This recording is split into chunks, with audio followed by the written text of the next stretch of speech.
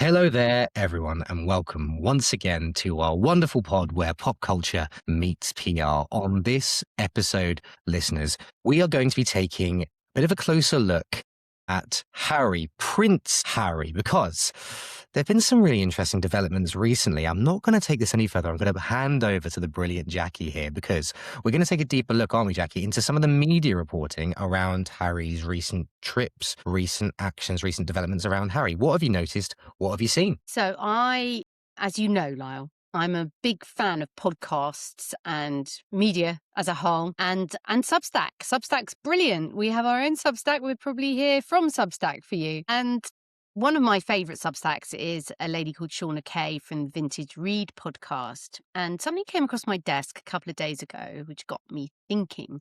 And that was, she was asking whether, or she was stating, I think, she was stating that Harry and Meghan's reputation is being reframed by the media right now in terms of tone, timing, and messaging. And I thought, Shauna, you're usually a clever cookie. Let's have a little bit of a look into this. So I did. I decided I was going to just take a look at where the reporting for Prince Harry and Meghan is right now and have a think about that with reference to previous reports of Harry and Meghan. And I count us as a couple of the experts on those two because we've done quite a lot of reporting and analysis of what they're doing. But I thought this was really interesting that Shauna felt that she was seeing a reframing, and there was a particular Telegraph article that she was referring to. But I took a look at what's happening right now.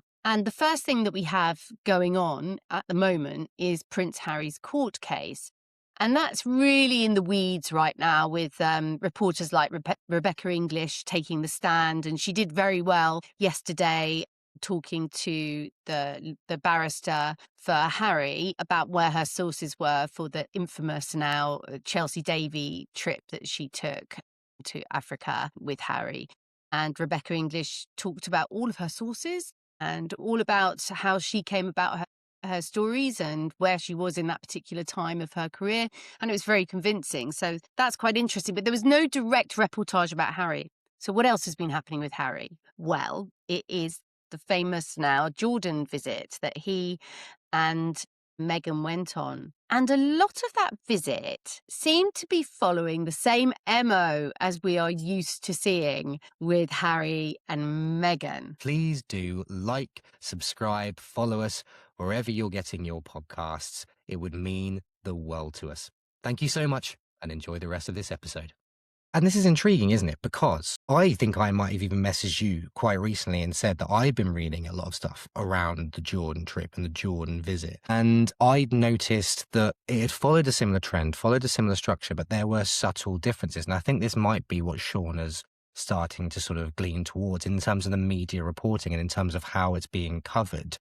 I suppose specifically, let's start on that, because also you kind of alluded to other things that are going on with Harry in particular at the moment, this court case, obviously, and you spoke about Rebecca English. What subtle sort of nuanced differences have you noticed in the media reporting? Because the structure of the trips remains quite similar, remains quite consistent, but how it's being covered, there are these very subtle differences. What have you noticed about that? The interesting thing was, when I was starting to read about it, I started thinking about Harry and Meghan did a trip last year to Nigeria, and they were pretty criticised for that trip. They were pretty much criticised, almost that they were trying to behave royally, but didn't do anything of any great substance. They were invited on that particular trip by the country's chief of defence staff, General Christopher Musa, and it was positioned as a private trip. But they came in for quite a lot of criticism over that. So it reminded me of that. That was back in May 2025. So this trip to Jordan has come hot on the heels of their restructuring of their Archwell Foundation into Archwell Philanthropies. And one of the things that they said as part of the restructuring of that was that they wanted to go on more humanitarian endeavours and on a global basis. So this seems to be falling into lockstep on their stated intention. So we're starting to see, dare I say it, just a little bit of consistency here with what they stated and what they've done. And we like consistency. So we have to kind of go, okay, this is good. But where they seem to have gone back into their normal MO is doing this trip hot on the heels of the Prince William and Princess Catherine trip to Saudi Arabia. And here's the interesting thing. Now, often they are accused of doing a little bit of an upstage. Let's cast our memories back to when they upstaged before. And again, when I was thinking about this, different things popped into my head. So, for example, when Kate's video message about her chemotherapy came out, there was a trailer for Harry and Meghan's Netflix polo series. Indeed, when in March 2024, when Catherine released her cancer news, at the same time, Meghan released her jam and dog biscuits making news. In November 2025, Prince William was going to Brazil for the Earthshot Prize, and Prince Harry suddenly announced that he was going to Canada for the Remembrance Day activities there. So we're getting used to these little clashes. And I think when we did a podcast about this before, Lyle, we were saying that really they should be thinking about timing so that they didn't get accused of coming up against him, because Harry was pretty vociferous about that Remembrance Day clash. He was saying he didn't know what Prince William was doing. He couldn't announce his things earlier because of his lack of security. So, he was very, very vocal about the fact that he wasn't trying to clash. And also, lest we forget the Kardashian party upstaging example as well, which I suppose, albeit perhaps undeliberate in its upstaginess, was a bit of a side story, wasn't it? Was a bit of a sort of a sidebar to what was going on that weekend as well. And so, in a way, actually, I'm with that example, they did try to dial it back, and then they got themselves into more trouble by trying to dial it back, by trying to get the Kardashians to take down the pictures, and that caused the whole Meredith Main's departure. And that's what brought it all kind of even more almost like perversely to public attention, didn't it? It was like less the photos themselves and more the trying to kind of mitigate against the furore that the photos caused.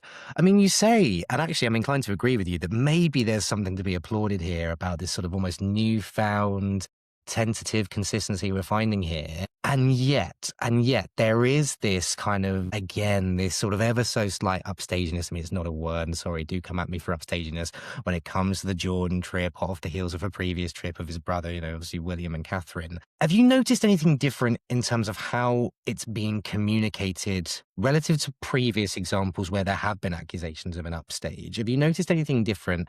And maybe they're learning their lessons from that perspective as well, because it's yes something that maybe they're starting to learn. Yes and no. So, no, from the perspective of, if you look at the activities that they took part in on the Jordan trip and the things that they did, and the actual trip itself, some of the reporting was still critical in the upstaginess. Let's use your vernacular. First things first, the place. So the place was really interesting because obviously it was the Middle East, and there is Princess William and Princess Catherine in Saudi Arabia. I know they're two very different countries, but it's still the Middle East, and the Middle East as a region, as we now know, at time of recording, is in a state of absolute peril. But at the time that these two couples went, it wasn't. But it's still a significant area for many, many reasons. And the place was an interesting selection for Harry and Meghan because Princess Catherine spent 3 years of her early life living in Jordan. So this place is it's significant for her. And also in 2021, she took the whole family back there, and they had a family holiday with the 3 children in Jordan.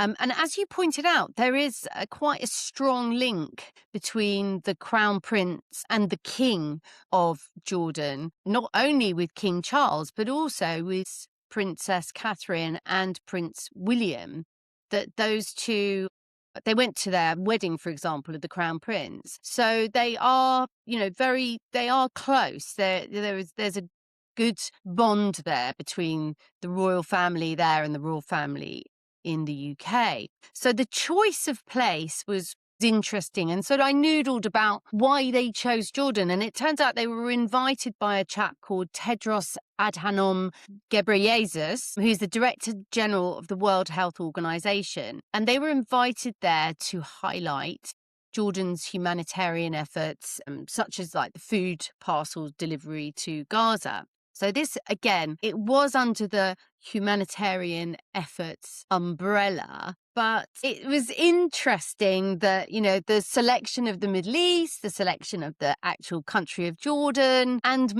significantly the fact that they weren't, let's say, embraced by the Jordanian royal family. So that was one area of reporting that I think it was a Daily Mail that really jumped on that headline when they said that Harry and Meghan was snubbed by the royal family. So that was a bit of negative reporting. There was some more negative reporting when it came to, and I think it was a piece written by Charlotte Cripps in The Independent, which was a really, I enjoyed it. It was a fun piece of writing. And she talked about the fact that the activities that were taken on board by Harry and Meghan, again, were a little bit uppy stagey again. So Meghan went on a football kickabout with some girls in a Za'atari refugee camp. And that was sort of a photo op, which was easily put next to the photo op of Prince William going on a kickabout with a session of girls in Riyadh to publicise women's football, because he's the president of the FA here, so it's very in tune with what he does and what his interests are. But yeah, you have this immediate photo opportunity, which is right next to each other. Then there was I think this was a bit more tenuous, but she made a trip to a national rehabilitation centre in Amman for addicts. And Princess Catherine is a patron of Forward Trust, which is an addiction recovery charity here in the UK. And it does feel that she sort of rubs along a little, grates up against Catherine, the feud or the saga or the enmity or the general not getting on between these two doesn't need any more fuel on the fire, really. So it does seem that she tends to rub Catherine up the wrong way. And on that note, it was noted, and this is something I find very telling about Meghan, it was noted that she was wearing a £109 Zara jacket, a high street retail jacket and Zara's a brand that Catherine wears quite a lot, publicising affordable fashion and the British retail high street as well. So that was so noted. There were quite a few little digs in terms of the reportage. So on that side of things, I felt that Shauna may be getting it wrong, but I delved a little bit deeper because it's very easy. And I said this I was talking to Emily, one of our team, on our Substack. We do a little film feature called Behind the Best, where we look at different things like ethics and stuff like that. And we were talking about Meghan's choice of fashion or wardrobe choices whenever she does something. And she's a classic chameleon. So wherever she goes, whatever she's deciding she's going to be that day, she dresses accordingly. And she very obviously got out of one of the cars in a photo op looking very crumpled in beige trousers, a bit Diana-likey, do you remember when Diana was doing her trips into the minefields to publicise landmines? It was that kind of look, the crumpled beige khaki kind of trousers. Just out on a mission, just sort of out kind of there investigating, bringing things to sort of the public consciousness. Yeah, that kind of aesthetic. Yeah. Yeah, we're one of you. We're not dressing up in suits and stuff like that. We're out, we're on it, we're active. And it's to me it's a really interesting choice. her fashion. I've talked about this in The Guardian as well, when I was talking about the Beckham's fashion choices and the visual messaging they give sometimes for stories that they're putting out. This was a very visual message that Meghan was giving when she got out of that car with Prince Harry to be greeted by some of the Jordanian health officials, I think it was at the time. So that was quite telling and quite significant. And then I read a piece that Ingrid Seward was being quoted in the Mirror newspaper, where she said that this was possibly an effort to get closer to the palace and to demonstrate their value and that they can do tours like this and that they are being helpful in their humanitarian efforts. And it was almost kind of, although it was private trip and they were invited by the World Health Organization, this was part of an effort to demonstrate their ability to do this kind of work and get closer in with the palace. And then you combine that with little bits of reporting that are coming out of different areas, because the palace is known for being leaky. The palace is known for popping out stories undercover through sources when they don't want to be too obvious about things, but they do want to start a conversation and they do want to start hints and pave the way potentially so that things don't come as a shock. So little bits that started leaking out over the past few months, this isn't just necessarily today, but little stories like the fact that the passports of Archie and Lilibet had been applied for and their HRH titles were being used in those passports, indicating that they were going to be on the move. And then another story was leaked out about the fact that Prince Charles had offered his Highgrove house to Harry and Meghan for the Invictus Games in 2027, because Highgrove isn't too far away from where the Invictus Games are going to be held, and it would be a good, secure place. But also Highgrove is a very significant place for Charles. That is his place. That's where he's poured all his efforts and his energy into his green gardening initiative, all of his green initiatives, his gardens, this is his space. So for him to offer up Highgrove in itself is significant. Now, that wasn't officially reported or sent out, but it was sources started reporting this. And then we hear from our intrepid Rob Shooter from his Naughty But Nice Substack, but his sources, and this has been reported widely since then in the Daily Record and a couple of other, Yahoo News ran this from using him as a source. He reported that King Charles is thinking of offering Royal Lodge to Harry and Meghan. Now, the timing of this is very, very interesting. We've speculated about this before, and this is pure speculation, but we've speculated that, we know that King Charles is not a well man. He has cancer. He is living with cancer. He's being treated for cancer. And we know that necessarily that doesn't mean he's going to be around forever. And we also know that he's a dad and he's a father of a son who has let everyone down and let himself down with his, some would say, attacks on the royal family. Some would say his revelations about the royal family. Either way, King Charles is still the father. Charles is Harry's dad. And those sort of sources and those sort of leaks seem to be saying that he's still wanting to offer this massive olive branch. That's what the verbiage is. It's olive branch to Harry and Meghan. And that in itself is quite interesting when you consider who was the previous occupant of Royal Lodge. And, the scandal seems to hit that neck of Windsor Great Park pretty hard. And certainly, I'm not sure how well that would go down with Princess Catherine and Prince William, who've recently made their permanent home just around the corner from that particular residence. Your comments keep the podcast going, and your comments on this particular topic and all sorts of other topics besides are always absolutely brilliant. So please do keep those comments coming in. We love to read them. And also, please do go and check out our Substack and subscribe on that platform as well. Some brilliant content going on up there. Thank you so much and enjoy the rest of this episode. Extraordinary, isn't it? I mean, I really do love when the sort of metaphorical, in my mind's eye, the kind of the pins and the string come out from Jackie Vors. And I just sort of imagine these photos on the board. And we've done one of these a few weeks ago where we sort of, you in particular, did a deep dive, a bit of sleuthing. And seemingly, where I'm going with this is that there was something to it, albeit obviously you mentioned there that we were being appropriately speculative. We must stress, obviously, we're speculative with form. We look at where the behaviors are going, and we look at the reporting and the reportage, as you say.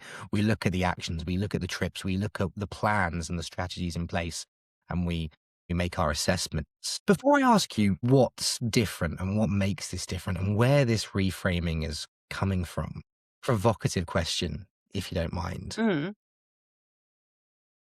Harry and Meghan, when Megxit happened, the MO was taking a step back from real life because we want to do our own thing. I'm paraphrasing, that's just my own perception. We want to sort of split our time between the States and the United Kingdom. We want to go off and do our own thing, embark on our own endeavors. It strikes me in the brilliant context you just put forward there that they're now not doing their own thing.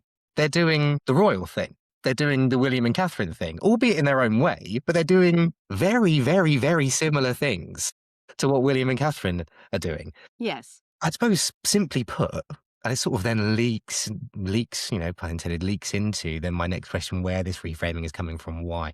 I mean, why? Why this sort of reversion back to a similar style of behavior, to a similar style of trip? Why this? Why now? If Shauna Kay is to be believed, she believes that King Charles is trying to shoehorn them back in, I think. I don't want to speak for her, but the inference is that the way is being paved for there to be rapprochement, that especially with all this security talk, Harry getting back his security. And Shauna Kay is not, she's a very smart cookie. She can see the signs. And so can I. I can see the signs and this is quite interesting, how the media can be used and utilized by the palace and how sources can be used and utilized. And celebrities do this. Journalists have great relationships. They have a lot of media sources. We're seeing all this happen in the court case right now with Rebecca English talking about where her sources came from. This happens. This is a daily occurrence, and publicists use their sources to spin things out and change things. We as PR professionals, we as comms strategy professionals, look at this through the lens of whether a strategy is clear and obvious and whether that's going to work. And I've always said about Harry and Meghan is that they are tacticians. They are not strategic actors. They will tactically do things that suit their MO at the time. And then when another shiny new thing is dangled in front of them and another idea of how they can be is offered, another way is made for them, they'll go bounding down that route. So at the moment, I think they're thinking with the whole Archwell philanthropies that they can do these humanitarian trips and they can be as royal as you like or be perceived as royal. And that perception can start to waymake for them and, develop a sort of little yellow brick road back to Buckingham Palace. However, because they are tactical and not strategic, they do not do their homework. They are not clever with their messaging. They are very inconsistent. And this is what's going to trip them up. I did a little short for TikTok not so long ago saying, Harry and Meghan's PR will never work because they are a flawed product. And it's because of little missions like this. My prediction here, and this is purely my opinion, is that this is another one of their shiny little things that they've dipped into. But as soon as a new opportunity for a documentary or a shiny new jam session or anything or a Balenciaga visit or another designer fashion morning catwalk in Milan or Paris or wherever, Meghan will trot off there and be that character. And that's the problem with them. They have no rooted consistency, no communication strategy, no foundations where they can build a credible road back. Now, I may be proved wrong. They may well decide that this is their life, this is their value set, this is their mission. And the problem with these two as well is that they have to be as a couple. And their fundamentals, I've always said about these two, their fundamentals work against each other. Meghan loves a bit of fame. She's been climbing that ladder for celebrity all of her life. Harry is not about the fame. He has been trying to run away from the fame side of things all of his life. So as a couple, to go on these humanitarian visits kind of binds them, but can it really sustain Meghan? I don't know. I'm not so sure. I don't think so. So, and there's other pressures on this couple as well, because clearly they are not making enough money to support what the lifestyle they want to live in Montecito. Their Netflix contracts are not there, that, making them the sort of money that they need. They have stated that they can't afford the security costs. There's a lot that is a motivating factor to bring them back to the UK, but there's a lot for Meghan that doesn't bring her back to the UK. So they are a couple full of contradictions.